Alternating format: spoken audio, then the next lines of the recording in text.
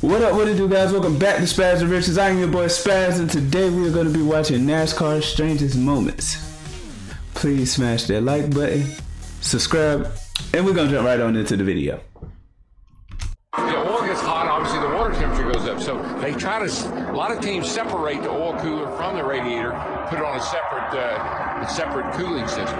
What I just saw right there, Jeff Gordon in the 24 being pushed by Carl Edwards in the 99. It's like they were trying to time as we just had the lights go out on the back straightaway.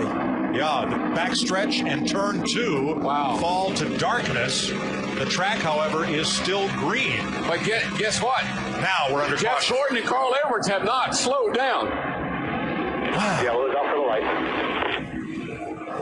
From turn 3 all the way around to the entrance of turn 1 is still fully bathed in light. But turn 2 looks to be on emergency power, and the backstretch is all but dark, especially going into turn number 3. Look at the difference.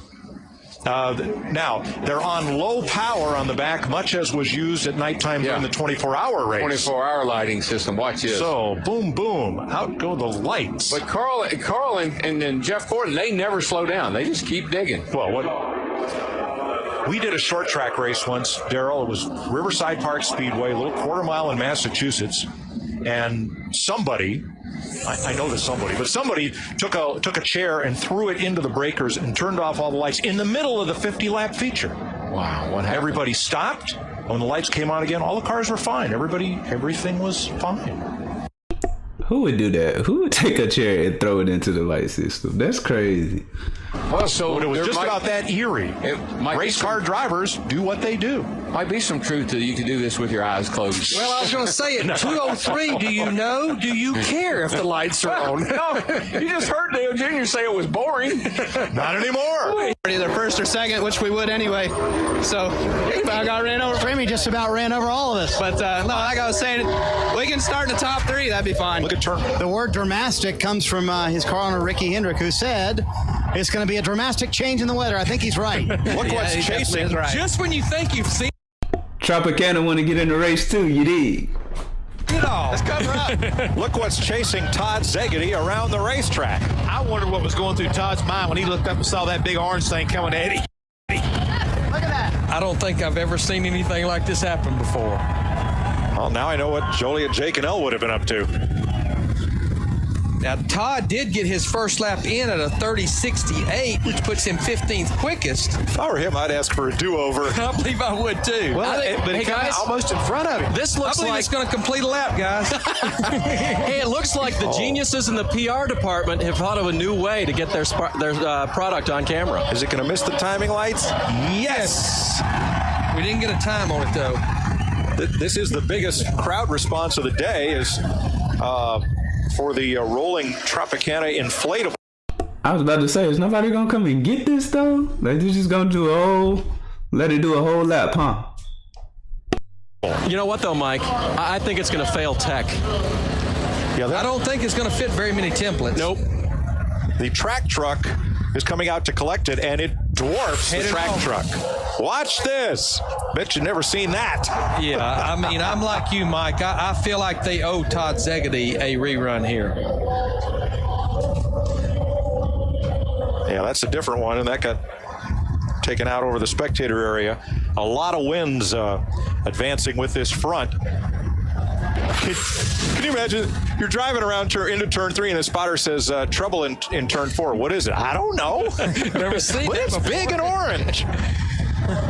Guys, Okay. I think this balloon is bound and determined to complete this lap. Yeah, it has a mind of its own. And it's going to ride the fence. I've seen caution flags for a lot of reasons in the last 30 years, but this is a new one.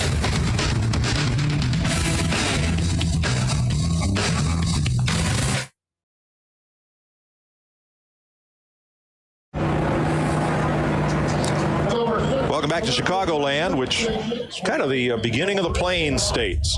A lot of agriculture out here, and I thought that was the top of a tank or something. I was sitting there like, what is that? I still don't know what it is. a lot of wind, as you can see it blowing around, whatever that combine is chewing up out in the field. Oh, it's a combine, okay. This balloon is being very hard-headed. Todd Zegedy will have one to tell his grandkids. Yes, he will. A story that not many drivers can tell. Again, I would like to know what the crew chief was saying through all this. I'm sure he's watching, and all of a sudden it's like, watch out! Well, he definitely had to alter his line a bit. Oh, yeah.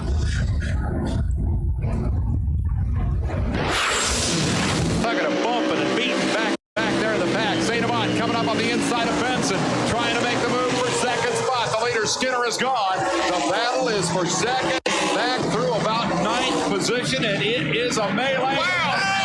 Spins right in front of him, and everybody missed him. And so the dash to the checkered flag. And they spin and wreck up there again. Wrecked up at 3 and 4. Skinner takes the checkered flag. St. Amant wrecking down the backstretch. There's the darkened light. A 3.5 second gap from the winner Skinner back to the second place truck, Johnny Benson Jr. Corelli may have finished third. Let's take another look. There we see Corelli on the inside as St. Amant comes down and into this. Look at that. Wow. The Jersey barrier and then the light pole. He had to move a ton of concrete back there before the light. First off, let's talk about the finish of the race coming down pit road.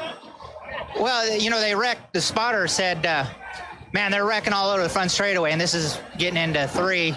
You're coming to the yellow, so we checked up, of course, and I pulled down pit road. I figured the racetrack was just scattered, and I pulled down pit road, and I kind of hesitated a little bit, and I came in, and one of the officials pointed to me to pull down here to the pit box, so I pulled the pit box, and then they said, you need to get by the start-finish line, so I don't know, you know.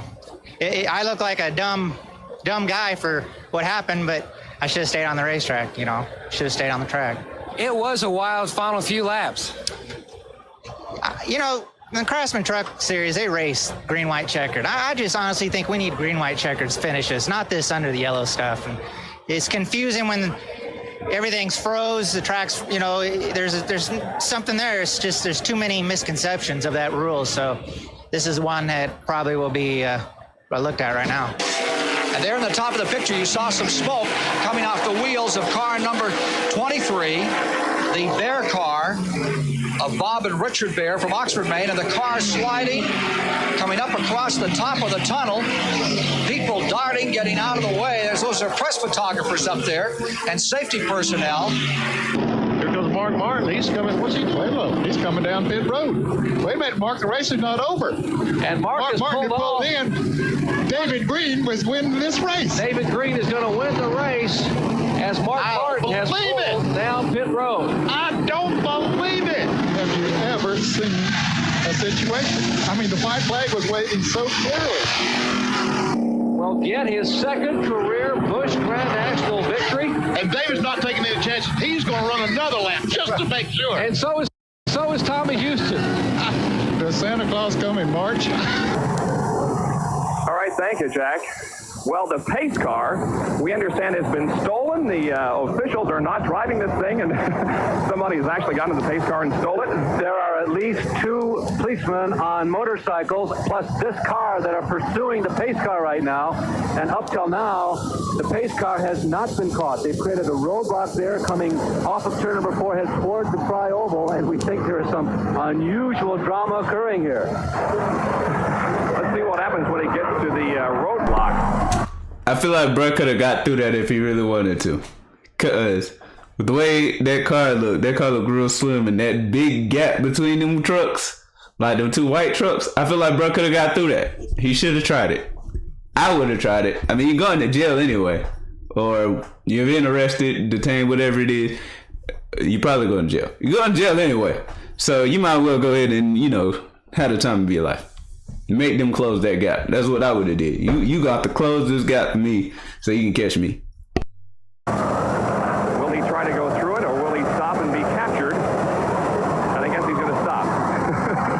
Well, this is certainly it. Well, I've heard the story of that man who makes a living by going around crashing parties, but this is certainly a first. And you can see the crowd standing and applauding the officials who finally have captured this thief. It has been a bizarre day. We underwent a period of about 10 minutes where the track was without power. At least many of the significant points points, including the press box, our broadcast facilities, as well as the public address, that had no power. That was about a half hour ago, and now this occurs. So some strange and bizarre occurrences before the start of the Winston 500. Well, you can see that they're dealing with this individual rather sternly and trying to get him out of the car so that we can get everybody back in place and begin this Winston 500. But boy, what an unbelievable way to start the event here. And you can see more officials, police officers arriving on the scene. I will say they worked with extreme swiftness because they created that roadblock momentarily, and they really handled this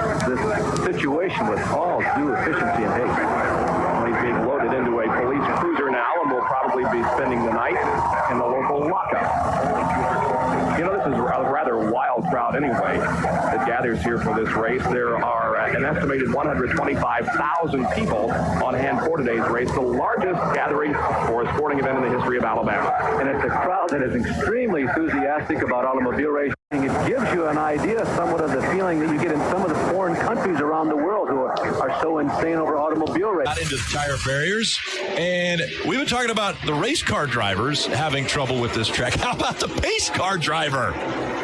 So we are going to assume this is Brett Bodine just because it's fun. And to mess with normally the pace car driver. Yeah, I hadn't seen that very often. This Saturday, NASCAR on Fox from Pocono.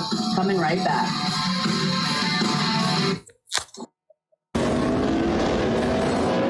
And now, Matt DiBenedetto and Jeb Burton, oh gosh, got turned around by a track truck. Holy smoly. Well, I guess when you're trying to get into your pit.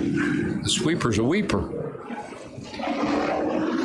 Now, we saw Matt Kenseth once spin into his pit and get serviced that way. And yeah, all it says is you have to be in your pit box. It doesn't say which direction. Oh, that's true. Yeah, I think something's hit him hard, Mike, because there's nobody around him. Oh, there's your problem. Here's your problem right here. I think a piece of concrete possibly came up and hit Jeff Gordon's car. Something off into turn 3. Something happens right along in there. You see the dust fly up and you see the pieces flying. The track's must have a hole in it right there. Here's a better look. Boom, right there. Wow. Now, the pits have not yet opened under this caution flag. They've been closed for some time, Dick Berggren. Well, Jeff Gordon did say that he thought it was a piece of the racetrack that had come up and hit the right front corner of his race car. He is very unhappy, not surprisingly, behind the wheel of the car, feeling that he is having to pay a penalty for the facility on which he is racing this afternoon. Gordon has led the most laps so far today, currently in second spot. He will pit. He will be bringing that car. I'd be mad over a penalty that's not really my fault either. Like, that's crazy. Y'all gotta fix y'all track. Don't blame me for this. And y'all need to open up the pit lane so I can get my car fixed. Down on pit road so the crew can take a look at it, make whatever repairs are necessary, but most important, to diagnose the seriousness of the problem on the right front. He said he hit so hard it actually jerked the steering wheel out of his hands when it hit. You tell me. A huge piece of concrete was in my way. I'm laughing about it now, but I'm not happy about this. I mean, we worked so hard to get that track position. We've got such an awesome race car. And there's no doubt in my mind we can do it. But man, is it going to be a lot of hard work. And first we got to come in and fix it. You know, when we go back racing, I think they said they're going to try to patch it with some kind of an epoxy. But they got a pretty serious problem over there. And unfortunately, I hit it and hit it really. I mean, it could have been worse. Could have went underneath the car. Luckily, it hit with the right front. It seems like it went around the right front. How much of the car do you believe is damaged? Is the suspension okay? I think the suspension's fine. It's mainly just a fender and it's just in on the tire right now. It jerked the wheel out of my hand, so there could be a little bit of toe knocked out on it. But we'll check all that. We're going to check it really good. And it's just unfortunate. Man, what an awesome day we're having. Great race car, great pit stops. And that thing is just such a dream to drive. Wow, it just goes everywhere I want it to. And I was looking forward to racing Junior there. And we're not going to give up on him yet. We're going to fight until this thing's over. And hopefully we'll get back at Victory Lane again for a third time here at Martinsville. Back at Watkins Glen International, we are under a red flag condition as of right now. 15 laps to go, 75 in the books. A big incident in turn 1 involving 3 key players. And just a moment ago, here's what's happened. A fan somehow gets out of the infield area, comes out on the track, and is trying to get Matt Kenseth's autograph. Oh, do you think alcohol had anything at all to do with that? Oh, my God. Kenseth's going, you're not going to believe what just happened here, guys. He jumps over the guardrail, runs back up, and then gets apprehended here. Well, that'll do it for today's video, guys. Smash that like button. Hope you guys enjoy it.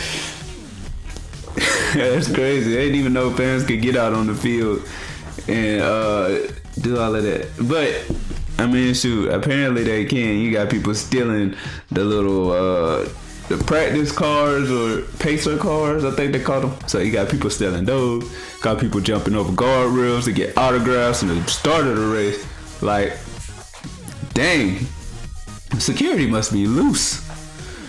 But anyway, until next time, guys.